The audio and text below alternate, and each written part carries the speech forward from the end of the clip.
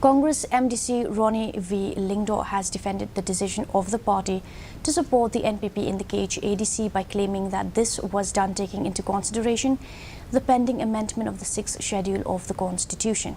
While speaking to reporters, Lyngdoh said that if the Congress does not support the NPP, then there might be governor's rule in the KH-ADC. He further reiterated that it is important that the executive committee should be in place, especially at the critical juncture when there are apprehensions over the proposed amendment of the 6th schedule of the Constitution. He, however, made it clear that the party will support proposed amendment as it is good for the state and it will oppose if it is detrimental to the people of the state.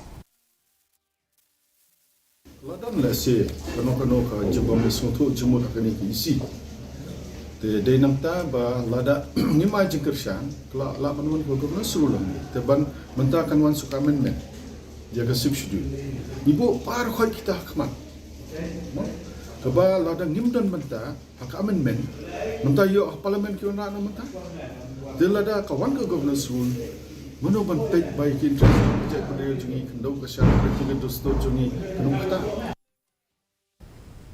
Fisheries Minister A.L. Hek on Monday informed